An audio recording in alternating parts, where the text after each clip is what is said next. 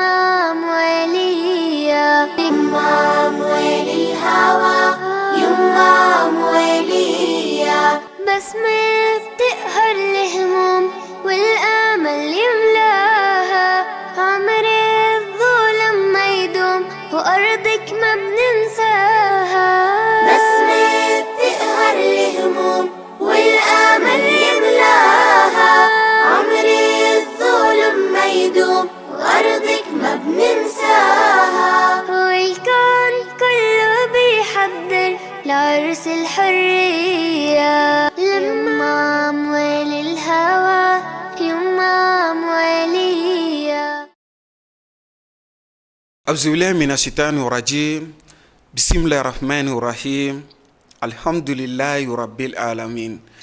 أمي مسارة ماني فوكا أباركادا ale min ye bidonya irana ka foli ani tanni ko lase aw kelenna bɛɛ lajɛlen ma ni waati in na aw mun ye danaya ta ka da teliɲɛta ka kɛrɛnkɛrɛnnenya ka ɲɛsin ni jɛmukan in ma ni an ko a ma ko faso jɔkɛnɛ a n'a tɔgɔ bɛ tali kɛ ɲɔgɔn na ka teliɲɛta ɲɛmɔgɔso fo olu min ye ni waati kɛrɛnkɛrɛn jamana jɔ kuma anw seko ye min y'a la ka se ka o bila sen kan ka foli ani tanni ta ka u bɛɛ lajɛlen sɛgɛrɛ mali kɔnɔ farafinna bangun kan ka taa se diɲɛ fan tɔw bɛɛ lajɛlen ma k'aw ladɔnniya k'a fɔ bi jɛmukan a bɛna boli kisa min kan o de ye k'a fɔ anw ka dugu jukɔrɔfɛnw n'i ye nin fɔ a kuma ka ca kuma dɔ la mali dugu jukɔrɔfɛnw a bɛ se ka kɛ sanu b'o la taji b'o la gazi b'o la ka taa se o n'a ɲɔgɔnna wɛrɛw ma dugu jukɔrɔfɛn yɛrɛ ye mun ye dɛ walasa an ka se ka faamuyali ba sɔrɔ a la dugu jukɔrɔfɛn mun dun y'a to diɲɛma b'a kɛlɛ la a nɔfɛ mali yɛrɛ dugu jukɔrɔfɛn ko a kisaw bɛ cogo jumɛn a tariki bɛ mun fɔ o cogoya kelen na mali marabolo la jɔn ka dugu jukɔrɔfɛn ka ca ni jɔn ta ye jamana yɛrɛ fan jumɛn dugu jukɔrɔfɛnw ka ca ni jumɛn ta ye ninnu bɛɛ lajɛlen bɛna kɛ walawalali ye bi an ka jɛmukan kɔnɔna na o kama an ye wele bila a ɲɛdɔnba dɔ ma isa sise ye maliden ye min sigiyɔrɔ bɛnnen don faransi jamana ma kalanw kɔfɛ walima wulikajɔw kɔfɛ siɲɛ caman faransi jamana kan ni waati in na a bɛ an yɛrɛ fɛ jamana kɔnɔna na isa sise maa don min ye maa timinandiba ye a bɛ fɔ jamana forobatɔn min ma ko société civile o maa don an bɛ se k'a fɔ a tɛ parti politique tɔn na an bɛ don min na i ko bi an ka jamana kɔnɔ ɲininikɛla don nansaraw b'a fɔ min ma ko chercheur o kama an ye wele bila ale ma min b'a to an n'ale yɛrɛ ka se ka fɛsɛfɛsɛli kɛ bi dugu jukɔrɔfɛn ko kisaw kan anw ka jamana kɔnɔna na jɛmukan in b'a dɔn a bɛɛ lajɛlen tɛna se ka walawala ni jɛmukan kelen kɔnɔna na nka don n'a nataw la komi isa sise bɛ an fɛ mali kɔnɔ nin waati in na an na to ka wele bila a ma ka se ka walawalali ba kɛ nin na bari nin ye masala kuntagalajanba ye malidenw kan ka faamuyali sɔrɔ min na yani an ka taa ɲɛfɛ ka foli lase isa sise yɛrɛ ma a ka foli kɛ teliɲɛta filɛbaw bɛɛ lajɛlen na nin waati in na salamu aleykum isa sise i sise tabarikala direction bɛɛ lajɛlen fo tabarikala ka sa technicien ni animateur bɛɛ lajɛlen ma alhamdulillah aw minnu ko aw ka ca bɛnnen bɛɛ ko mali ka ɲɛfɔ a denw ye k'aw bɛ wuli ka jɔ ko la maa si man ka aw bolo malibaliyen den bɛɛ ka kan aw bolo ka se e yɛrɛ ma ɲanbele ka wuli ka jɔ la faso kunko la tabarikala ayiwa i yɛrɛ nali min kɛra an ka plateau sanfɛ an b'a dɔn boliboliw ka ca nin waati in na i yɛrɛ fɛ kosɛbɛ dugutagaw caman kɛra i fɛ nka ka waati bɛɛ lajɛlen bila walima ka kursu bɛɛ ye k'a to yen ka na ɲanbele ka wele jaabi walima teliɲɛta ka wele jaabi an bɛ o foli kɛrɛnkɛrɛnnen k'o bonyamasegin kɛ ka ɲɛsin i yɛrɛ ma o diyara an yɛrɛ ye kosɛbɛ ɲanbele nin wajibi de ye n ko mali journaliste dɔw bɛ ka ba k'an ta mali kunko kuma kan n'aw y'anw wele k'anw to yɔrɔ min na an tɛna olu ko k'olu bɛ faso jɔ la mais o tɛ faso denw ta ka kuma faso tiɲɛ kan mais o bɛ maaw de ta faso cili kuma bɛ minnu da k'a fɔ walima n'i ye nafolo bɔ oui ni nafolo bɔ mais aw dun ta to aw ko faso ka jɔ a denw ye de hali n'an bɛ yɔrɔ o yɔrɔ n'a y'an wele ni ala y'a nɔgɔya ma an bɛ segin ka bɔ o de la ka n'aw lamɛn tabarikala alhamdulillah ayiwa i n'a fɔ jɛmukan daminɛ na an y'a ɲɛfɔ an ɲɛna cogo min na mali dugu jukɔrɔfɛn isa sise n'i ko mali dugu jukɔrɔfɛn nin ye kumaba ye dugu jukɔrɔfɛn yɛrɛ ye mun ye ka se ka walawalali kɛ teliɲɛta filɛbaw yɔrɔ ɲamele nin kuma nin diyara n ye kojugu yan'an ka se hadamadenw ma ala yɛrɛ ko ne ye aw da k'aw hakili bonya ka minanw bila dugu jukɔrɔ n'aw hakili ser'u ma aw y'u bɔ aw k'aw nafa n'a ye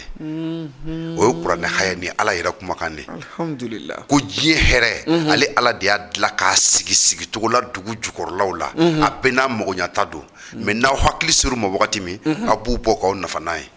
alhamdulillah ni ye kumaba ye ala yɛrɛ de ye nin fɔ donc an ka diɲɛ jamanaw sigilen b'o de kan ko min bɛ diɲɛ kɔnɔ a bɛɛ lajɛlen bɛ nin de nɔfɛ a bɛɛ bɛ nin a bɛɛ bɛ nin de nɔfɛ ye mɛ diɲɛ nafolo fɛn o fɛn a si tɛ kɛnɛ kan a bɛɛ bɛ dugu jukɔrɔ de ala de y'a fɔ wari bɛ n bolo ni n ka jamana ye puissance ye ni si tɛ a bɛ bɔ dugu jukɔrɔ de an sigilen b'o de kan diɲɛ sigilen b'o de kan mais a ye dugu dɔw fusaya ni dɔw ye k'a di dɔw ma ka tɛmɛ dɔw kan komi a ye fanga di diɲɛ ma k'a di dɔw ma ka tɛmɛ dɔw kan cogo min a tilala ka diɲɛ fɛnɛ hɛrɛ kalifa dɔ la ka tɛmɛ dɔ kan o hasidiya n'o ɲɛngoya de bɛ diɲɛ kɔnɔ an bɛ ka kɛlɛlaw de nɔfɛ ala ye hɛrɛ minnu di an ma mali dugu jukɔrɔ fɛn n'i ko dugu jukɔrɔ fɛn fɛn o fɛn bɛ yen diɲɛ kɔnɔ k'a bɛ se ka jamana kɛ a yɛrɛ ta ye ka jamana yakubaya a kana siri maa wɛrɛ la ala y'o de dilan ka di mali ma o de bɛ dugu jukɔrɔ fɛn sugu bɛɛ a bɛɛ bɛ dugu jukɔrɔ wa ala yɛrɛ se k'a bɛɛ yɔrɔ fɔ dɛ a bɛ hakɛya minnu kɔnɔ k'a bɛɛ fɔ k'a bɛɛ déterminer wa n'i ye wolomali kɛ ka so dugu i b'o sɔrɔ yen a bɛ fɔ de ma ko dugu jukɔrɔ a bɛ fɔ de ma ko dugu jukɔrɔ fɛnw nka dugu jukɔrɔ fɛnw na dɔw bɛ se ka citer an ye wa ka a ɲɛfɔ jumɛn ni jumɛn don an bɛ taji mɛn a la an bɛ sanu mɛn a la ka dɔw citer an ye an bɛ se ka hakili don min fɛ ɲamɛlɛ mali yɛrɛ ta ye kabako de papier 133 de bilalen bɛ ka ɲɛnabɔ ka bila mali dugu jukɔrɔ fɛn ɲɛnabɔli kama papier 133 feuille 33 feuille géologique o de yamaruyalen bɛ mali dugu jukɔrɔla kama k'a dɔn k'a fɔ mali ye jamana sugu min ye hɛrɛ jumɛn b'a dugu jukɔrɔ wa o bɛɛ lajɛlen na o bɛɛ ma se ka utiliser fɔlɔ dɛ 25 dɔrɔn tɛgɛ magara o de la 25 dɔrɔn o ye 18,8% ye wa hali mali yɛrɛ dɔnnen tɛ diɲɛ maabatigiw fɛ kunkolobatigiw fɛ hɛrɛ min bɛ mali kɔnɔ ça veut dire que mali ye diɲɛ jamana potentialité de sur 33 faits géologiques 25 dɔrɔn de sera ka utiliser qui n'est que 18,8%. wa n'i ye taji ta o la 80% des 1,241,000 km². taji dɔrɔn 80% ye taji dɔrɔn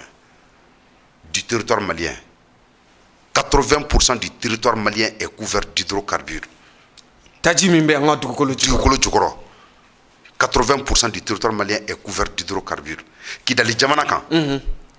17 matériaux de la nouvelle technologie mondiale o bɛ Kidali tawudeni dugukolo jukɔrɔ. diɲɛ tɛ ka ɲɔgɔn tɔnfu bɔ o de kosɔn n y'o f'i ye diɲɛ bɛɛ ɲɛ bɛ mali la o de kama. diɲɛ fɛn bɛɛ bɛ taji kɔfɛ sanu fana bɛ yen. taji kɔfɛ sanu bɛ yen jama bɛ yen. jama bɛ yen mariburu bɛ yen. komi an bɛ jama kuma mɛn kɔngo jamanaw kan ani larabu jamanaw kan anw fana ka dugukolo ala ye anw sɔn jama fana na wa jama ye fɛn manimanba ye dɛ dugu jukɔrɔ fɛn. n bɛna bɛɛ f'i ye fɛn fɛn bɛ mali kɔnɔ taji dɔrɔn n y'o f'i ye ko 80% o mali territoire y'o ye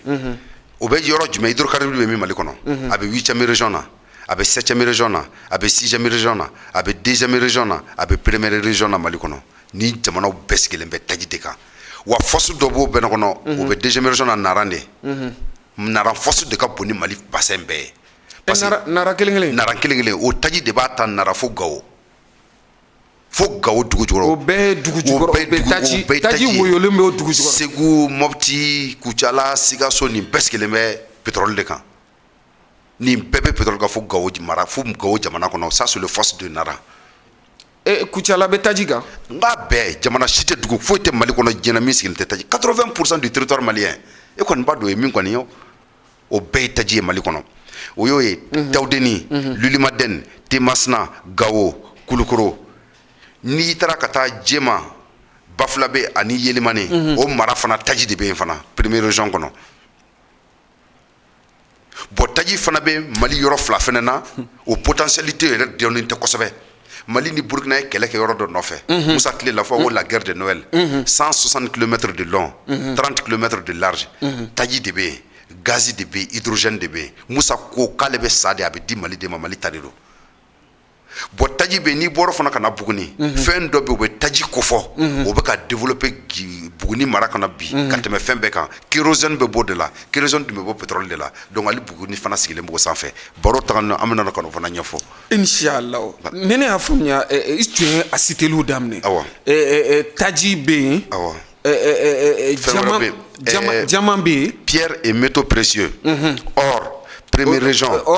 Osanouye, première région, deuxième région, troisième région, sixième région, et huitième région, Malikono.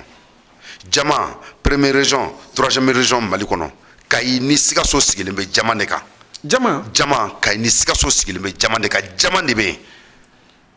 Djama kele mini asongo ka kele ni fen man bado djien puna kuka. Abe Malikono danchi tala.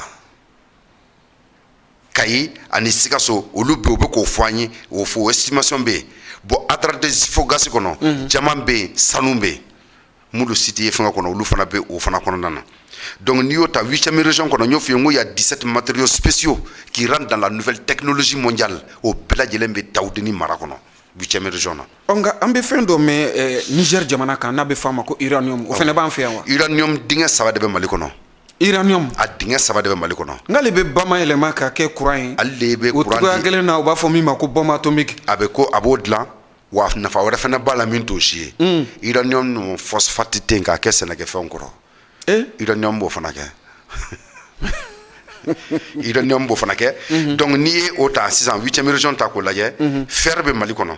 nege banga dugukolo tugo pa chama be yorom na mena besiti abe dugu munun kono mali kono ba be fie fon fembe mali kono jena alaka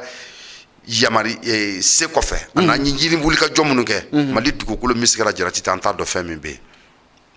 mali dugukolo belle 1,240,000 km², a bela jele chiffre le mamulo nene ya famnya kuma la surunya la Issa Cissé ala e mali la ja ko tugun jien dugu jukoro fen be ko adamadenw mago b'a la kasama a kɛra taji ye o a kɛra sanu ye o a kɛra jama ye o a kɛra gazi ye o o bɛɛ dɔndɔni bɛ sɔrɔ anw fɛ yan dɔndɔn tɛ dɛ a caman dɔndɔn tɛ parce que hadamaden bɛ fɛ i y'a fɔ ka kuma ko estimation o ye e hakili y'a minɛ ko n b'a misali k'a kɛ nin ye ala de ko ma inda kumyanu fadu wa ma inda lahi bakin ko min bɛ hadamadenw bolo bɛ bale ala ta ye bada de anw ye min jateminɛ y'o de o kumana ala y'a kɛ hakɛ min o bɛ ban cogo di n bɛ na ni misali fitini kanku musa ye pèlerinage kɛ kuma min na il a été l'homme le plus riche de tous les temps ntu nga ɲininkali bena so de ma mali dɔfɔ la walima an bɛ se ka fɔ a tariki la dugu jukɔrɔ fɛnko kisa la anw bɛ cogo di de ka se ka ɲɛfɔli kɛ ka an hakili jigin olu wagatiw la o wagati ninnu na mali ka dugu jukɔrɔ fɛn tellement que nansaraw tɛ fɛ a ka dɔn n'a fɔra dɔrɔn mali de bɛna bila diɲɛ bɛ ɲɛfɛ mali de bɛ bila diɲɛ bɛ ɲɛfɛ hali sanuko la sɔrɔ la hali sanuko la san 5 san nataw la mali de bɛna kɛ premier Afrique kɔnɔ sanubɔ la bibi na on est 4e parce que oui étude mun ke Soudan blala mali ɲɛ Soudan be mali ɲɛ sisan Sud-Afrique Afrique du Sud o est premier 100 tonnes d'or Ghana est deuxième 76 tonnes d'or Ghana bena jɔyɔrɔ filanan na Soudan est troisième 73,5 tonnes d'or Mali est quatrième avec 66 tonnes d'or mais jate min ye Soudan bila ɲɛ mali ɲɛ o jate kelen fana ko sanu bɔyɔrɔ kura minnu yera mali kɔnɔ ni orpailleur n'olu bɛ ka bɔ ka taa ni mali tɛ k'olu sɔrɔ ko ni mali y'o kamari ka kɛ ɲɔgɔn kan mali bɛ 78 tonnes sanu tɔni 78 ani 80 de perdu san kɔnɔ min jate tɛ dɔn o ko n'o sera ka sɔrɔ ka fara kɔrɔlen ninnu kan mali de bɛna kɛ premier Afrique kɔnɔ avec 140 ou 150 tonnes d'or par an mais mali ka dɛrɛmɛ kelen tɛ sanuko la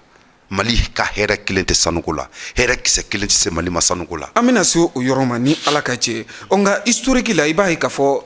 an yɛrɛ ka jamana sanu bɔra an ka jamana kɔnɔ kabiri bi ma se a bɛ kɔ ca san 100 san baw ye depuis 1200 depuis kanku musa bɛ taa pèlerinage la a ye sanu min sɔrɔ valeur min tun b'a bolo u y'a estimé ça fait 400 milliards de dollars 400 milliards de dollars il est l'homme le plus riche de tous les temps a ɲɔgɔn ma égalé fɔlɔ e k'a lajɛ ni ma inda kum yanfadu ma inda lahi bakin tɛ e bɛ se k'o mɛn depuis kanku musa tile la sanu min bɛ ka bɔ hali sini k'o tɔ bɔ kɔnɔ sanu o tɛ ala ka masaya de ye a bɛ ala de bolo a bɛ k'a dilan k'a di maliyɛnw ma mais mali denjugu bɛ ka mali kumaniya ma mali politique bɛ ka mali kumaniya ma o kosɔn an ko de mali de kan ka bila diɲɛ ɲɛfɛ maliyɛnw ka wuli k'u faso réclamer Issa Cissé an bɛna an da don min na sisan walima ɲininkali bɛna gulo min na sisan ka se ka walawala an ye géographiquement Mali sɔrɔ a bɛ cogo di bari jɛmukan daminɛ na an tun bɛ ka dɔɔnin fɔ a la nka n'i ye Mali yɛrɛ fɛnsɛ ta k'a lajɛ nansaraw b'a fɔ min ma superficie n'o ye dugukolo yɛrɛ fɛnsɛ ye i bɛna ye k'a fɔ ka se région tun ye 8 bɔɲɔgɔnko ye hali n'i y'a sɔrɔ nin waati in na faamaw nana yɛrɛ k'a fɔ dɔ ka fara hakɛ kan Buguniw ni Kucala u bɛn'u yɛrɛ sɔrɔ olu bɛɛ lajɛlen kɔnɔna na ka kɛ région ye géographiquement Mali sɔrɔ bɛ cogo di ka se k'a ɲɛfɔ an ɲɛna dugu jukɔrɔ ko taa fan fila la. n bɛ se ka min f'i ye o la hali i ye région tilali min fɔ nin bɛɛ lajɛlen nansaraw ka fɛɛrɛ jugu de ye parce que u bɛ fɛ ka bin Mali kan cogo min na dɔw kɛra région ye n'a ma kɛ mɔgɔ firisirilen bɛna caya u y'a lawara fan bɛɛ fɛ bɛɛ k'i da de nkalon de don Mali tun bɛ se ka to région 8 ma ka Mali ka hɛrɛ se a bɛɛ lajɛlen ma mais comme olu nan'u bolo kari fɛn na ka région kuraw créer olu ka autonomie de gestion d'u ma impérativement fo ka tilebi fɛn mɔgɔ fana ta créer pour que mankan kana lawara fan bɛɛ fɛ o ye politique kuntanw de ye quoi sinon Mali tun ma se nin bɛɛ lajɛlen ma an tun mago bɛ min na o tun b'an bɛɛ bɔ mais alo bɛɛ lajɛlen kɔnɔ o fana ɲɛna o kumana région bɛɛ la potentialité min bɛ Mali région bɛɛ kɔnɔ a bɛɛ bɛ s'a yɛrɛ kɔrɔ bi Mali région kelen bɛɛ bɛ s'a yɛrɛ kɔrɔ bi il suffit seulement peuple malien ka wuli ka bɔ politique jugu de kɔnɔ ka bɔ jɛɲɔgɔn juguya kɔnɔ pour que Mali ka hɛrɛ ka di a région bɛɛ lajɛlen ka autonomie ka d'u ma u ka se k'a gérer pour que Mali bɛ se ka lafiya denw bolo cogo min. nka Isa Sise ni sɔrɔ ta fanfɛla la nin bɛ se ka kɛ mun sɔrɔ ye ka ɲɛsin jamana ma dugu jukɔrɔ fɛn de bɛ se ka kɛ sababu ye ka fɛn don jamana kɔnɔ jamana yɛrɛ bɛ sigi fɛn pilier minnu kan bi na an ka nafolo ko sirilen bɛ kɔfɛmɔgɔw de la kɔfɛmɔgɔw de bɛ nafolo d'an ma bi na dugu jukɔrɔ fɛn de bɛ se ka kɛ sababu ye ka nafolo se anw yɛrɛ ma parce que diɲɛ mɔgɔ b'o de la diɲɛ mɔgɔ bɛ fɛn min na a bɛɛ bɛ Mali kɔnɔ Mali ka kan k'o de sɔrɔ ka k'a yɛrɛ ta ka tila k'a feere Maliyɛn man kan ka bɔ ka taa foyi ɲini diɲɛ kɔnɔ bilen diɲɛ bɛɛ mɔgɔ de bɛ Mali la bi wa diɲɛ bɛɛ de kan ka na san Mali fɛ yan a ka kan ka bɔ Mali de kɔnɔ ka traiter Mali de kɔnɔ diɲɛ ka n'a san fɛ o de bɛ nafolo d'a ma dɔgɔ jugujugula fɛn ko a nafa tɛ ban komi n y'a f'i ye cogo min Ala de ko ten parce que Ala de ko ten k'a ye nabila Adama bɔ sanfɛ ka na d'u ma k'a bɛ balo a yɛrɛ wɔsi ji la n'i y'a ye i bɛ balo wɔsi i bɛ baara dɔ de kɛ o i kan ka baara min kɛ k'o sɔrɔ n y'a dilan ka don dugu jukɔrɔ n'i hakili sera a ma a bɔ i k'i yɛrɛ nafa n'a ye a bɛ ko caisse d'épargne Ala y'o de d'an ma dugu jukɔrɔ an bɛ k'a kɔnɔfɛnw de ta bi k'a bila valeur la pour que a k'an nafa Mali de bɛ se k'a yɛrɛ nafa bi FMI tɛ Mali nafa Banque mondiale tɛ Mali nafa Bretton Woods tɛ Mali nafa actionnaire t'a nafa olu yɛrɛ mago bɛ nin de la u bɛ ka nafolo min d'a ma u b'an bara k'o de minɛ an na fu olu mago de bɛ nin na u yɛrɛ sigilen bɛ nin de kan u bɛ ka nin kelen de ɲini jɔn bɛ k'i mago tɛ uranium na n'i taara Europe bi ka taa France yɛrɛ gansan ka don u ka bijouterie kɔnɔ diamant bɛ yen sanu bɛ yen marbre bɛ yen pierre précieuse bɛ yen nin bɛɛ bɛ Mali kɔnɔ u bɛ ka n'a suɲɛ yan ka taa bila k'a feere diɲɛ ma ye sɔngɔ gɛlɛn na Mali k'a bɔ k'a bila u ka n'a san fɛ ka taa bila n'a y'u fɛ yen pour que o t'o kɛ mun na u bɛna bi an kan k'a minɛ an na politique jugu de y'a kɛ jɛɲɔgɔn juguya de y'a kɛ jamana de ma ɲɛfɔ a denw ye u y'a don an kunna ko Mali ye fantan jamana de ye se tɛ anw ye bagali t'an ye an ka jamana tɛ foyi ɲɛna fo an ka balo kɔfɛmɔgɔw de la o de ye nkalon ye Mali de b'a denw nafa an ka saraw bɛɛ bɛ bɔ kɔkan de fɛn bɛɛ bɛ bɔ kɔ hali an ka jamana tiɲɛni min filɛ a bɛ bɔ kɔkan de kɔfɛmɔgɔw de ka fɛngɛ b'a la bi Mali endetté bɛ avec 3000 milliards de dette extérieure juru bɛ Mali la 3000 milliards de dette extérieure baara yɔrɔ t'an fɛ miliyari ba kɛmɛ saba o de bɛ an na o de kɛlen bɛ k'an minɛ ten o de kɛlen bɛ k'an kɛ jɔn ye tan ni Mali y'i tɛgɛ dali pétrole dɔrɔn kan bi ka raffinerie jɔ Kidali k'a jɔ Tesalit k'a jɔ Menaka ka na raffinerie jɔ Segu k'a jɔ Sikaso k'a jɔ Kucala k'a jɔ Buguni ka nin bɛɛ lajɛlen kɛ k'a ban pewu Mali bɛ nin bɛɛ lajɛlen sara kalo saba 3000 milliards an b'a sara k'a ban pewu wa nin raffinerie filɛ bandaw bɛ se k'a nati Mali kɔnɔ dɛ yanni transition ka ban san 50 ni san 100 ko tɛ san 50 non bandaw bɛ se ka nin bɛɛ kɛ ko maliyɛnw ka fara ɲɔgɔn kan dɔrɔn balidamu a b'i sigi dɔrɔn k'a fɔ chinois ou bien irisiw ye ou bien hali faransaw yɛrɛ k'an mago bɛ raffinerie la k'a kɛ tan juru la a bɛ na n'a ye an b'a san contrat la u bɛ na installer an fɛ parce que Mali ye jamanaba de ye jamana ni mɔgɔ kelen ka ko tɛ kelen ye Mali ka jamana kɔsɔn transition in bɛ se ka raffinerie demander Mali région n'a secteur bɛɛ kɔnɔ a bɛ bɔ an ye mais an ka licences dilen bɛ Mali politiciens ma o kɛlen bɛ k'a bɛɛ feere bi ne fa hali n'a bɔra a tɛ Mali nafa pétrole tɛ Mali tɔgɔ la a bɛ yan bi mais n'a bɔra a t'an nafa jama bɛ yan n'a bɔra a t'an nafa sanu bɛ yan a tɛ k'an nafa nin fɛn fɛn tɛ Mali nafa bi parce que a bɛɛ licence bɛ Mali politiciens de bolo o de kosɔn u fanga falen bɛ Mali kana faamuya ka Mali ci ka di mɔgɔ ma anw de kan ka wuli k'a fɔ contrat bɛɛ annulé pour que a ka kɛ Mali bɛɛ ta ye a ka Mali bɛɛ nafa n'a ye ne fa. Isa Sise e ye ɲinini kɛ nin kisa ninnu bɛɛ lajɛlen kan ka se k'a ɲɛdɔn a dɔnniya sabatira yɔrɔ ne bɛ ɲininkali min kɛ bari hali I b'a sɔrɔ maa caman bɛ k'a ka jabaranin filɛ nin waati in na o fana b'o ɲininkali kelen de kɛ e bɔra nin kalama Mali faamaw tɛ nin dɔn wa Mali marabaaw k'a daminɛ an bɛ se k'a fɔ Modibo Keyita la Ala ka hinɛ a la ka na se fo an bɛ don min ko bi a kalifa min bɛ bandaw bolo Mali géologue minnu bɛ Mali la yan nɔ walima nin ma ɲɛfɔ Mali faamaw ye wa minnu ye Mali mara kana se bi ma u t'a dɔn wa Mali bɛ nin kalama kojugu Mali de tun b'a ka dugu jukɔrɔ fɛn lajɛ komi e ni ne filɛ cogo min na mais démocratie nana fɛ an bɛ lupu de ta k'a filɛ Modibo Keyita ye service dɔ sigi Mali kɔnɔ ko Sonarem o ye nin papier in bɛɛ lajɛlen bɔ k'a ban fɛn fɛn bɛ Mali kɔnɔ ani Rusiw y'a baara bɛɛ lajɛlen kɛ k'a bɛɛ jateminɛ k'a ban mais u ye Mali dogo a denw na de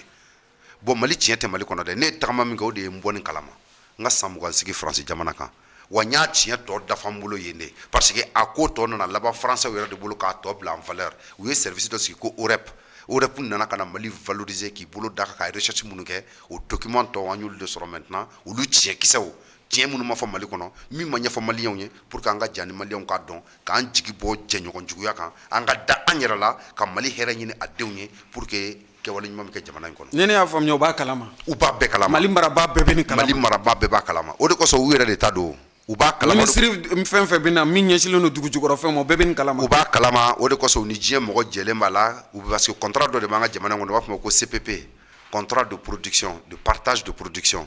ani CCC contrat de concertation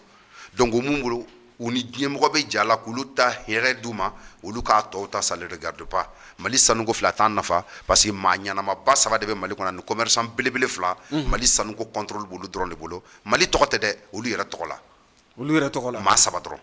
olu de kɛlen bɛ ka Mali sanuko monopole ta depuis démocratie nana an fɛ fo bi olu de bɛ k'a bɛɛ lajɛlen kɛ k'a ban Mali sanu bɛ bɔ olu de tɔgɔ la ils sont actionnaires ani Mali commerçant belebele 2 olu de b'o kɛ maa minnu ka di u bɛ licence dɔ d'olu ma olu ni sous-traitants b'a kɛ Mali kɔ kan o de kosɔn a tɛ k'a nafa o de kosɔn an kan ka fɛɛrɛ bɛɛ kɛ bi ka nin transition de dɛmɛ bi ka fɛɛrɛ bɛɛ kɛ k'a ɲini bandaw fɛ yan n'a ka ban a ka fɛɛrɛ kɛ k'i tɛgɛ da nin papier suyɛnlen papier ninnu kan Mali cili papier ninnu kan nin contrat fu kan k'a bɛɛ lajɛlen annuler k'a don Mali denw garijɛgɛ la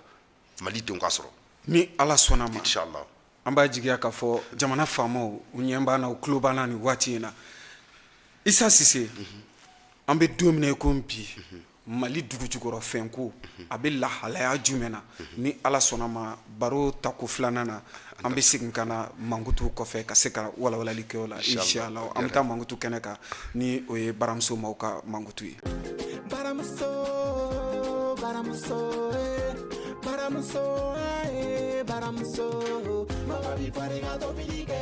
Baramuso ka piment aromatisé banna. Depuis ne baramuso ka sumala pimenté sɔrɔ ne tɛ se foronto tɔ ma parce que baramuso ka nin sumala pimenté non seulement foronto b'a la sumala b'a la wa épices caman fɛnɛ b'a la wa a ka ɲi mɔgɔ ka kɛnɛya ma ka tɛmɛ ou bien nin ka cɛ O yɛrɛ de don ka cɛ. Merci. O siga ka b'aw la n'aw ma baramuso foronto aromatisé sɔrɔ o t'aw forontoko mago sa fiyewu baramuso ka sunbala pimenté b'aw forontoko mago bɛɛ lajɛlen ɲa ka kɛnɛya sabati aw farikolo la k'aw ka dumuniw dundala diya kosɛbɛ baramuso i ta i ka kow ye foli ani tani k'o lase aw kelenkelenna bɛɛ lajɛlen ma nin waati in na mankutu kɔfɛ ka aw bɛɛ fo k'aw bɛɛ waleɲuman dɔn bi jɛmukan a nafa ka bon kosɛbɛ kosɛbɛ maa weleli Issa Sise ɲininikɛla don tun ka sigi kɔfɛ san 20 bɔɲɔgɔnko Faransi jamana kan nin waati in na wulikajɔw sabatilen don a fɛ anw ka jamana kɔnɔna na min b'a to an bɛ dibi min kɔnɔ walima gɛlɛya minnu bɛ anw kan Issa Sise ko k'ale kalekan don ka wulikajɔ kɛ o degun n'a gɛlɛyaw bɛ se ka wuli ka bɔ anw ka jamanaw kan cogo min na wa maa dɔ fana min ye ɲininiba kɛ anw ka dugu jukɔrɔ fɛnkow kan o de kama an ye wele bila ka ɲɛsin a ma an ni a kana ka se ka baro sigi kɛ baro tun nana da yɔrɔ min na o de ye ka fɔ Mali dugu jukɔrɔ fɛnko a bɛ dakun jumɛn na an bɛ don min na ko bi Issa Sise kisa bi togoya jumɛn na ka se ka ɲɛfɔli kɛ Mali dugu jukɔrɔ fɛnko bɛ dakun min na a bɛ Mali ka lajaba de kan Mali ka hɛrɛ foyi t'a ka dugu jukɔrɔ fɛnko la bi a b'o de kan hɛrɛ an tɛ ka hɛrɛ sɔrɔ an tɛ ka a jate minɛ dɔrɔn kɛlɛ min bɛ Mali kɔnɔ a san 8 ye nin ye Mali ye hɛrɛ sɔrɔ wa ayi Mali peuple ye hɛrɛ sɔrɔ wa wa dugu jukɔrɔ fɛn ma bɔ fɔlɔ dɛ nin y'a misali kɛlɛw dɔrɔn de études y'a yira a bɛɛ a ka kan ka bɔ dugu dɔ bɛ farabugu minɛna sisan bɛɛ lajɛlen y'o kuma mɛn ɔ farabugu tɛ foyi ye u bɛ ka min fɔ mɔgɔw la ko djihadisme bolo farabugu tɛ dugu foyi ye k'a bɛ min wuli diya foyi t'a la bolo u tɛ se ka foyi sɔrɔ mais farabugu yɛrɛ kun tɛ dugu dɔ de bɛ farabugu kɛrɛfɛ a quelques kilomètres de farabugu pétrole de bɔlen bɛ yen o dugu de tɔgɔ ko Choila 14 000 mètres de profondeur pétrole bɔlen bɛ wa hali o licence tɛ Mali ta ye o licence ye Algérie de ta ye Eni ta ye 50% ye o ye Italie ye Baraka ta ye 25% ye o ye Canadiens ta ye Sipex ta ye 25% ye o ye Algérie ye olu bɛna taxe ni impôt de sara ɲan ta tɛ wa Maliens bɛ ka sa o de nɔfɛ ye Mali denw ye Mali janfa cogo min Farabugu foyi tɛ Farabugu mais Farabugu ni Sogolo cɛ dɛ problème bɛɛ y'o de Sogolo pétrole ko in de ye problème ye parce que licence fana tɛ France bolo o bɛ Algérie de bolo France dun ka laɲini de ka Mali dugu jukɔrɔfɛnw bɛɛ kamari ka k'a ta ye nka o de y'a to tuma ni tuma ne bɛ n yɛrɛ ɲininka i b'a ye k'a fɔ hali waati dɔw la an ka gendarme lakaw Sogolo masurunyɔrɔ la bin taara k'u kan k'u bɔnɛ u nin na wa a waati kelen kɔnɔna na i b'a ye k'a fɔ Jabali ni Dɔgɔfiri ka taa se Nampala ma tuma bɛɛ an ka kɛlɛdaga minnu bɛ yen walima Nampala yɛrɛ filɛ bin bɛ taa kɛ an ka fini ne bɛ n yɛrɛ ɲininka mun dun bɛ nin yɔrɔ in na k'a kɛlɛ kɛ k'a kɛlɛ ta in tantɔ tuma bɛɛ an ka finitigilakaw ka taa se hali jamana kɔnɔdenw yɛrɛ ma olu bɛ ka bɔnɛ u nin na ja a kun ye nin de a kun ye nin ye kun wɛrɛw fana b'a la approximativement fo mɔgɔw k'o faamu France ka mission bɛ yan ko Barkhane tɔgɔ dalen bɛ cɛncɛn de la ni cɛncɛn wulila sa i bɛ cɛncɛn suuni dɔ fiɲɛ fimalen b'ale ta ale bɛ taa yɛrɛkɛ fan bɛɛ fɛ Barkhane tɔgɔ de y'o ye o kɔrɔ de cercle ye mission da yɔrɔ min na Barkhane bɛ ka France tɔ élargi ka se o yɔrɔ de la mankan o mankan bɛ yen o bɛ ka élargi Mali hɛrɛ bɛ yɔrɔ min na ka taa bureau de kunna k'o bɛɛ minɛ Maliens na fɛn dɔ bɛ yen fana Ɲɔrɔ mara la Ɲɔrɔ Nara Baɲangara Tireli ka don Wocɛ ninnu na fɛn dɔ de fana bɛ yen diɲɛ kɔnɔ u y'o fana sɔrɔ fana nafa ka bon u ka jamanaw kan ni diɲɛ fɛn bɛɛ u b'a fɔ ma ko lignite ale ye pétrole jimalama de charbon jimala ye o charbon jima in de bɛ électricité di u ka jamana kan ani u ka sow bɛ chauffage électrique o de b'o di wa jamana min b'o utiliser ka tɛmɛ diɲɛ bɛɛ kan o ye États-Unis Allemagne France ani Chine ye n'i ye nin dugu ta ka taa Ɲɔrɔ mara na mankan bɛ dugukolo yɔrɔ minnu kan ye ka taa bɔ Mopti yanfan ninnu fɛ ka taa Baɲangara ni fɛn ninnu fɛ ani Masina yɛrɛ kɔnɔna na n'i ye mètre 150 tagama ka dugumakolo sigi o kɔnɔna na ka dugu se 50 cm lignite plaque 150 mètres i bɛ lignite plaque de sɔrɔ 50 cm a dalen b'o kɔnɔ ale plaque lama de bɛ yen diɲɛ tɔw ta ye 60 à 75% ye Mali ta ye de 75 à 80% de pureté an ka jamanaw tɛ ka lafiya nin de kama fɛn min bɛ Mali kɔnɔ a ma ɲɛdɔn de Mali politique ye nin de tugu anw na ni ne y'a faamuya Choila kɛlɛ bɛɛ bɛ Choila taji dingɛw de nɔfɛ a b'o taji dingɛ de nɔfɛ u bɛ fɛ k'o de minɛ Algérie la bi ko n'o taraki o ni mina sariya kura bɔ ko bandiw nana ye minɛ Mali la tuguni u bɛ sigi u b'o minɛ ka fara Total ka avolo o cogo kelen na maa dɔw b'i yɛrɛ ɲininka k'a fɔ jatigɛwale kɛlɛ mun b'an fɛ yan nɔ terrorisme minnu b'an fɛ yan nɔ ka taa se Bajangra fɛnɛ ma Bajangra dun ye an b'a fɔ dɔrɔn ko kulu gansan mais Bajangra fɛnɛ ta o bɛ se ka ɲɛfɔ cogo di Bajangra ta ye mɛ ɲɛfɔ n y'o f'i ɲɛna lignite min bɛ o y'o de ye lignite so de bɛ Bajangra kulu ninnu sigilen bɛ fɛn dɔ de kan lignite so de bɛ yen diɲɛ mɔgɔw b'o de la bi nansaraw tɛ fɛ an ka bɔ an kan u tɛ fɛ anw yɛrɛ ka jamana ka kɛ France de ye bi u tɛ fɛ anw yɛrɛ ka kɛ États-Unis de ye bi étage babaw ka jɔ diɲɛ mɔgɔbatigiw kɔnɔ u tɛ fɛ o de ka kɛ n'an ye nin bɛɛ sɔrɔ k'a kɛ moi je te donne 20 ans ala ka kɛ si ma ɲɛna Mali bɛ na kɛ France ɲɔgɔnna si ye étage babaw i bɛna jɔlen ye affaire diɲɛ bɛɛ bɛ na Mali la nansaraw t'o de fɛ u tɛ fɛ anw de ka kɛ finman anw ka kɛ fɛn ye wa anw de kan ka obliger anw ka kɛ fɛn ye a b'anw de bolo a t'olu bolo ala de y'a d'anw ma olu ta tɛ peuple de kan ka wuli k'i sen bɔ jamana farafarali la an kun tilan ka kelen ye ka jamana sɔrɔ ye bɛɛ k'i ni di o ma bi ka nin transition in bila baara la pour que a ka Mali sigi pilier kan pilier min bɛ se ka to ni politicien min nana a bɛ se ka Mali tɔ continuité kɛ nka Issa Cissé ka ɲɛfɔli k'an ye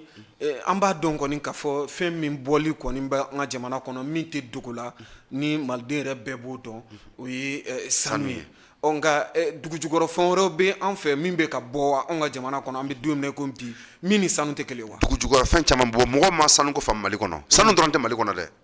warijɛ fana bɛ bɔ Mali kɔnɔ warijɛ kelen fana bɛ bɔ Mali sanu bɔ yɔrɔ tɛ warijɛ tɛ bɔ yɔrɔ min na warijɛ o fana bɛ bɔ Mali kɔnɔ pure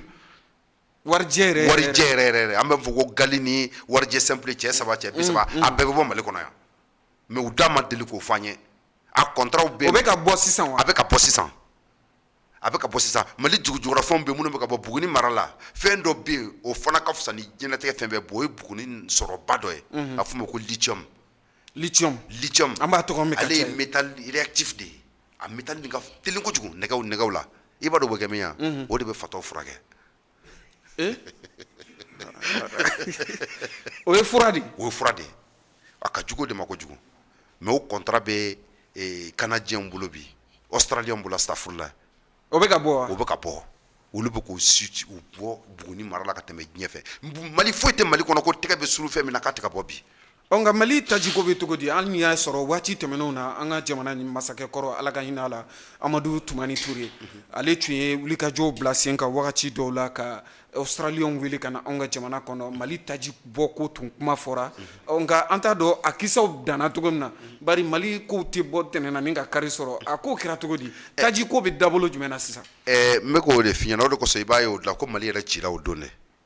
dɛ awɔ o yɛrɛ de ye Mali ci Amadu Tumani Ture ye wulikajɔ min kɛ awɔ de Mali ci n'i y'i miiri Ala ka hinɛ Musa tile la ka Mali armée Mali tun bɛ cogo min na Afrique kɔnɔ se min tun b'u ye u tun bɛ se k'u yɛrɛ défendre cogo min démocratie nana ka Mali ka fanga bɛɛ tiɲɛ ka bɔ a bolo se foyi tɛ Mali ye don min na olu y'u tɛgɛ bila nin papier bɛɛ la o de Mali ci bi o de Mali ci o kumana a ma dabɔ Malidenw ka sɔrɔ kama dɛ a dabɔra parce que u tun b'a dɔn ko France bɛ segin ka na Mali minɛ nin ko ninnu kama yan'o ka kɛ olu k'u tɛgɛ don la k'u taw sɔrɔ ka taa lahara fɔlɔ hali ni Mali bɛɛ bɛ to a la pour que France kana a tɔ minɛ u y'a dabɔ de kama a ma dabɔ Mali ka sɔrɔ kama n'a dabɔra kama mun na a kuma fɔ ni bi cɛ mun na a ma bɔ Mali ye et pourtant u y'a bɔ don min na u m'a fɔ Maliens ɲɛna k'u ye papier bɔ a la ko min bɛ se ka Mali pétrole ko kuma fɔ ou bien u bɛ se ka fɛn wɛrɛ kɛ Mali pétrole ko papier régulé ni papier ni document de la a document original ni ma yira peuple malien na u ye nin bɔ en français et en anglais a signé bɛ Amadou Tumani Ture de fɛ ale de y'a signé k'a voté Mali assemblée kɔnɔ Amadou Tumani Ture nin document in nin de bɛ Mali pétrole ko kuma ko Mali ka pétrole ka kɛ k'a ɲini Mali kɔnɔ k'a exploiter k'a fɛnw kɛ ni si ma bɔ ne bolo nin bɛɛ ne bolo nasara jamana Mali tiɲɛ tɛ yan a bɛ kɔfɛ de ka nin voté Mali assemblée kɔnɔ k'a fɛn bɛɛ kɛ k'a ban peuple malien ta kalama an ma informer nka mun bɛ nin document in kɔnɔ min bɛ nin kɔnɔ Mali pétrole ka yamaruya bɛna di hadamadenw ma u ka pétrole ɲini Mali kɔnɔ ka se k'a exploiter k'a transformation kɛ k'a raffinage kɛ Mali dugukolo kan o de bɛ nin kɔnɔ nin papier in de y'i tɛgɛ don Mali la ka Mali dilan k'a kɛ pétrole dingɛ 29 ye k'a ta Tawudeni fo Bamakɔ pétrole dingɛ 29 nin document in o bɔlen kɔfɛ o service min y'o baara kɛ o fana tilala ka document wɛrɛ fana bɔ a pétrole kɔni yera dugukolo divisera mais n'i bɛna licence demander a bɛ demander papier min ye o document complet de ye Mali peuple malien tɛ nin kalama nin licence de b'u bolo contrat fila de bɛ nin licence kɔnɔ ko CPP production convention de production de partage de production o bɛ nin kɔnɔ convention filanan bɛ o tɛ nin kɔnɔ o ye CCC o ye nkalon ye o tɛ nin kɔnɔ wa Mali politiciens y'o di u yɛrɛ dama de ma ka se ka Mali tɔ tilaw ni ɲɔgɔn cɛ adama de y'o créé 1994 u bɛ se ka Mali dugujukɔrɔfɛnw k'u yɛrɛ ta ye cogo min ka sɔrɔ Malidenw t'a kalama Ali Badara Diallo ninnu bɛɛ y'o CCC in de sɔrɔ 57 000 km² o bɛ Ali Badara Diallo kelen bolo a filɛ nin ye Kati kɔfɛ Burankɛbugu gazi bɛ yen fɛn wɛrɛ bɛ yen u ka bon ni gazi ye hydrogène d'une pureté de 98 n y'o de f'i ɲɛna n ko Mali ko ye Ala ko de ye a ye min d'an ma a m'a di maa si ma diɲɛ kɔnɔ hydrogène bɛ fan bɛɛ mais 98,8% ale ni Marocain bɛ ka jɛ k'o tila Mali ɲinama fu falaki wa contrat b'a bolo a ta tɛ a dira ma fu parce que a document kelen tɛ nin kɔnɔ a kumakan kelen tɛ nin kɔnɔ fu de don nkalon don an y'a f'u ɲɛna a k'a di c'est pour le peuple malien ça lui appartient pas Alou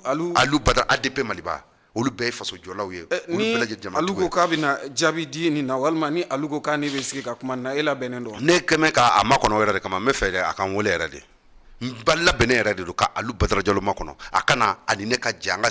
ɲɔgɔn ɲɛ tɛ dɛ an ka sigi plateau sanfɛ o kumana fɛn tɔ minnu b'a bolo contrat wɛrɛ b'a bolo n b'a jaabi o don n b'olu tɔ bɛɛ fɔ a ye nin dɔrɔn t'a bolo dɔw wɛrɛ fana b'a bolo mais n'a nana don min na o contrat tɔ n b'olu fɔ a ɲɛna o kumana a na Maliens jaabi o don a y'a ka contrat sɔrɔ cogo min k'a fɔ Maliens ye je lui invite à un débat contradictoire ayiwa nin dugujukɔrɔfɛn ninnu sɔrɔ jumɛn bɛ se ka bɔ a la ka ɲɛsin jamana yɛrɛ ma e yɛrɛ ka ɲininiw kɔnɔna na ni sɔrɔ min bɛ bɔ a la jamana tɛ se ka sɔrɔ foyi kɛ ka tɛmɛ ninnu kan nafolo t'an bolo nin de y'an ka nafolo ye an bɛ nin de feere an bɛ nafolo sɔrɔ nin de y'an ka fond de garantie ye diɲɛ nafolo valeur ye sanu de ye sanu de diɲɛ nafolo valeur ye mais n'a fɔra ɲɛna ko san 100 ni san 30 sanu bɛ ka bɔ Mali kɔnɔ ko sanu 1 kilo tɛ Mali bolo réserve i bɛ se k'o faamu cogo di a tɛ sanu maralen tɛ an ka jamana bolo a bɛ mara cogo di a kɔni maralen bɛ politicien bolo parce que Isaac Sidibe taara ka taa u ye laboratoire min jɔ Kanku Musa ni Sisiw ta don o dilan don u ye 22 kara 1 kilo di a ma ça fait 24 millions de valeur o dira ale ma sɔgɔmada kelen ka ciseau kɛ ka papier tigɛ dɔrɔn i bɛ nin saraba ta assemblée nationale kɔnɔ tu as vu donc a b'olu de nafa t'anw nafa a b'olu de bolo a tɛ peuple bolo Mali ka kan k'o de ɲini bandaw ka kan ka wuli de ka nin contrat bɛɛ annuler tous les faux contrats distribués pour exploiter l'or au Mali juru min bɛ anw na an b'a sara n'o sera ka annuler sisan nɔ an ka sanu jɔ société nationale d'exploitation d'or pour le peuple malien n'o ye baara kɛ an bɛ réserve min sɔrɔ kɔnɔ Mali tɛ juru ɲini maa si fɛ diɲɛ kɔnɔ diɲɛ bɛɛ bɛna juru dɔn na parce que valeur min b'an bolo sanu na o b'an garanti. nka e bɛ ka nin fɔ cogo min na ni o ye contrat ko ye hakili la contrat ye sɛbɛnfura ye tɛgɛnɔ bɛ bila min na wa an ka jamana masakɛkɔrɔw de ye o tɛgɛnɔ bila kɛ yanni a ka se bandaw ma nka bandaw est ce que ale bɛ se ka contrat casser wa contrat casseli ma nɔgɔn dɛ a ka nɔgɔn kojugu sariya ko ta fanfɛla la ayi a ka nɔgɔn kojugu n b'o o preuve juridique d'i ma la patrimoine national n'est ni à vendre ni à tronquer ni à échanger sous quelque forme que ce soit minnu y'a di olu ta tɛ peuple de ta don a dun bɛ di kuma na peuple ta kalama a bɛ ka minɛ peuple de tɔgɔ la diɲɛ sariya foyi t'o o ban diɲɛ kɔnɔ o ye peuple ta de c'est à nous c'est au peuple malien k'a cogoyaw yɛlɛma contrat yɛlɛma a bɛɛ bɛ annuler u b'a bɛɛ kase fɛnkɛ ma contrat signé jɔnkuna ma contrat signé ni France cɛ ya armée française ka opération na fɛnkɛ na bandaw ma contrat kase ya qui l'interdit à l'armée française de ne pas opérer sans le concours de ça. Tu as vu? Contrat bébé cassé. Ni contrat tika hera temine ba cassé. Société ou te kan ta barala. Ou te kan nga mo genga bo barala. Sanu bo ro munumbe. Contrat tu nulu tia. France ka société bo bia contrat tu le mo tia. Ngube ku licence ka contrat cassé ku genga bo barala. Oh mime ka tu na be baraka fana ba cassé ka be mina wala ka ke malita e. C'est aussi simple que ça. Il faut avoir une volonté et une capacité d'agir au nom du peuple malien. En morubo de labi. Ka fɛn ɲini malidenw tɔgɔ la k'a minɛ kɛnɛ ka diɲɛ bɛɛ ɲɛna dugudugu kuma t'a la bilen peuple mago bɛ nin de la a banna e ta tɛ bilen peuple ta don c'est tout a tɛ taa diɲɛ yɔrɔ si on a besoin de ça aujourd'hui ni nin tɛ anw tɛ kɛ foyi ye an mago b'o de la bi et on demande à bandaw de procéder à l'annulation pure et simple de tous les faux contrats distribués pour exploiter notre pays. ayiwa ni kisa nɔ kan an bɛ don min na ko bi e bɛ se k'a fɔ sanu min bɛ ka bɔ an ka jamana kɔnɔ a tɛ ka nafa lase an ka jamana ma wa. a tɛ ka foyi lase an ka jamana ma wa u bɛ kuma dɔ fɔ an ka sanuko la jamana kɔnɔ nkalon kuma ma tɛmɛ a kan ko le Mali n'a que 20% sanuko la o ye nkalon de ye o fɔkun de pour que sanu bɔli ka bɛn an ma le Mali n'a pas 20% ayi wa Mali yɛrɛ tɛ fana sanu tɛ ka bɔ Mali tɔgɔ la sanu bɛ ka bɔ Mali actionnaire baw de tɔgɔ la olu de ta ye 10% ye a tɔ 10% ni Mali sera k'o san o bɛ k'a tɔgɔ la o ma sɔn k'o fana san donc 10% dɔrɔn de Mali ta ye tigɛ ja kan kɛmɛ sarada la Mali sanubɔyɔrɔ dɔw bɛ yen kɔfɛmɔgɔw ka 80% b'a la o maa 3 de ta ye 20% ye Mali ta tɛ wa Mali kɔnɔ bi étude foyi tɛ yen mɔgɔ si tɛ Mali kɔnɔ k'i bɛ se k'a dɔn ko nin sanu hakɛ bɛ bɔ Mali kɔnɔ bi ko ka taa n'a ye kɔfɛ personne n'est au courant o bɛ k'an suɲɛ su ani tile n y'o de fɔ Mali sanu min bɛ donni ka taa kɔ kan a hakɛ dɔnnen tɛ Mali ministre tɛ se k'a fɔ k'a b'a hakɛ dɔn a tɛ yen Mali kalanbaga foyi tɛ j'invite à un débat contradictoire o ka na a tɛ yen u b'a ta ka taa n'a ye cogo min u bɛ taa kɔfɛ mɔgɔw bɛ taa n'a ye ten o de kosɔn an ka kan k'an ɲɛ n ko ko Modibo tun b'an ka jamana filɛ sisan mais bi anw bɛ lupu de ta ka Mali filɛ o ye jamana ye bilen yan c'est à nous de prendre se foyi tɛ Mali ye n'a ka dugu jukɔrɔfɛnw tɛ wa nafolo foyi tɛ sɔrɔ Mali bolo jira ni hɛrɛ minnu bɛ Mali kɔnɔ nin de y'an ka hɛrɛw ye ninnu de y'an ka fɛnw ye anw ka kan ka nin de matarafa k'an banba ninnu de kan nin kana bɔ bɔcogo jugu la n'o ma bɔ o la dɔrɔn Mali b'a ka diɲɛ fɛn bɛɛ sɔrɔ wa Mali bɛ se k'a denw nafa Malidenw bɛ hɛrɛ sɔrɔ Maliyɛnw t'u jigi tigɛ Mali la ne kɔni b'a ɲini peuple malien fɛ maa si ka n'i jigi tigɛ jamana in na san 5 san 10 a bɛ kɛ sima de ɲɛna Mali in bɛna a denw nafa parce que sira min bɛ a tɛ bila tuguni. Issa Sise min nin ton kɛra nin kɛnɛ kan hali ni y'a sɔrɔ e y'an ka maa welelen ye Ɲamile yɛrɛ b'a da don débat la nin yɔrɔ in na ka témoignage dɔ kɛ Mali dugu jukɔrɔ fɛn k'a fɔ an tɛ ka tɔnɔ sɔrɔ a la ne b'a misaliya ta Kɛɲɛba kan waati tɛmɛnenw na ne yɛrɛ n yɛrɛ sɔrɔ Kɛɲɛba yɛrɛ dugu kɔnɔ n bɛnna ni mankan dɔ ye Kɛɲɛba min fanga bonyana kosɛbɛ o tun ye Kɛɲɛbakaw tun ye muruti boloda Kɛɲɛba ni courant nana sɔgɔmada fɛ kin dɔ la a bɛ tigɛ olu la ka heure 6 kɛ walima heure 5 kɛ u bɛ sɔrɔ k'a di kin dɔ ma jamana in entreprise privée dɔ de bɛ yen Kama groupe Kama panneau solaire dɔ de b'olu bolo olu de bɛ courant di kɛɲɛbakaw ma nka dabali banyɔrɔ ye min ye i bɛna ye k'a fɔ kɛɲɛba dugu walima kɛɲɛba cercle regroupe seulement 3 mines d'or n'i ye kɛɲɛba yɛrɛ cercle ta k'a lajɛ mine d'or 3 de bɛ min bɛ kɛɲɛba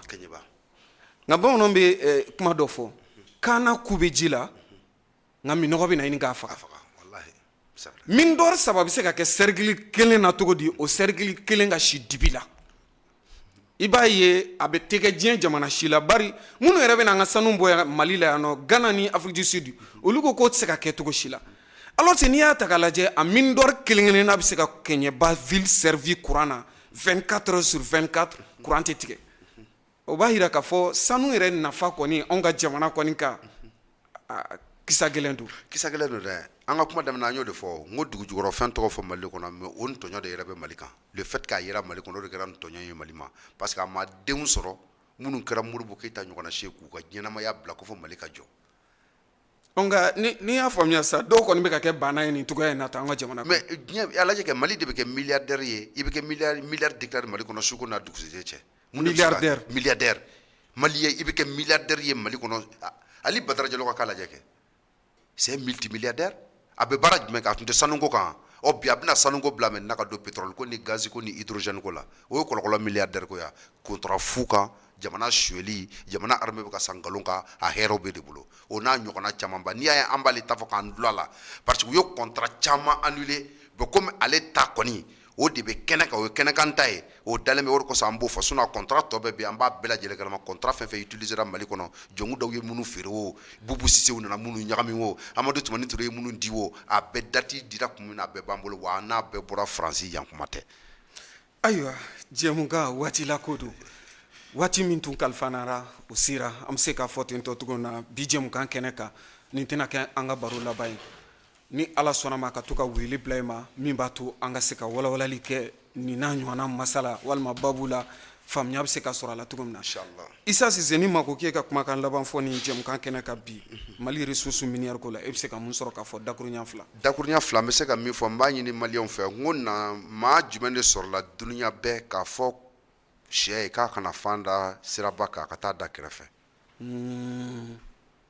k'a fɔ sɛ ɲɛna k'a kana fan da siraba kan ka taa da kɛrɛfɛ sinon fan in bɛ ci maa kalannenba jumɛn y'a fɔ Banba ye k'a ka bɔ ji kɔnɔ ka na fan da kɛnɛ ma dingɛ kɔnɔ ko ni denw tɔɔrɔ la ka t'u bila ji kɔnɔ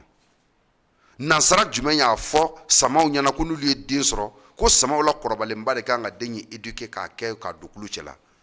savant jumɛn sɔrɔla diɲɛ kɔnɔ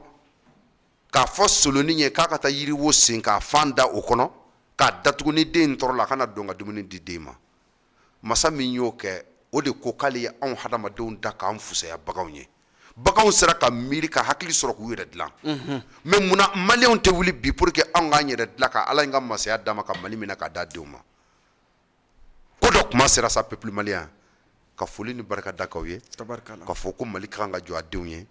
wa Ala ye Mali kumana ni hɛrɛ min ye a wagati bɔ kuma sera parce que diɲɛ mago bɛ min na o mago bɛ Mali de la maliyɛnw ka wuli k'u jɔ ka jamana in bila valeur la jamana in k'a denw nafa maliyɛn fɛn fɛn bɛ Mali kɔ k'a bɛɛ kana so an bɛ min sɔrɔ Mali kɔnɔ an t'a sɔrɔ diɲɛ jamana si kan an bɛ min sɔrɔ Mali kɔnɔ a tɛ sɔrɔ diɲɛ fan si fɛ n'an cayara o de y'an ka valeur n'an cayara o de y'an ka richesse fɔlɔfɔlɔ ye assalamu alaikum wa rahmatulahi ta'ala wa barakatuh Saha Isise nin bɛ dansigi kɛ aw ka bi jɛmukan na ni o ye faso jɔ kɛnɛ ye maa welelen Isa Sise tungaranke tun don walima an bɛ se k'a fɔ tungaranke don min ye san 20 bɔɲɔgɔnko kɛ Faransi jamana kan nka nin waati in na a bɛ anw ka jamana kɔnɔ wulikajɔw dabɔlen bɛ a fɛ wa maa dɔ fana min ye ɲininikɛlaba ye o kama Mali dugu jukɔrɔ ko kisa la an tun ye a wele ka na bi an ka se ka faamuyali caman sɔrɔ a kisaw nɔ kan nin tɛna kɛ an ka baro laban ye tuma ni tuma ka to k'a wele ka na ani a ka se ka baro sigi kɛ ka foli ani tanuni k'o lase aw kelenkelenna bɛɛ lajɛlen ma ka ɲini masa Rahamani fɛ basigi ani kolosuma Ala k'o sabati an ka jamana kɔnɔ Ala ka dɔgɔkun wɛrɛ yira an na يمام وللهوى يمام وليا يمام وللهوى يمام وليا بسمة بتقهر الهموم والآمل يملاها، عمر الظلم ما يدوم وأرضك ما بننساها. بسمة بتقهر الهموم والآمل يملاها، عمر الظلم ما يدوم وأرضك ما بننساها. والكون كله بيحضر لعرس الحرية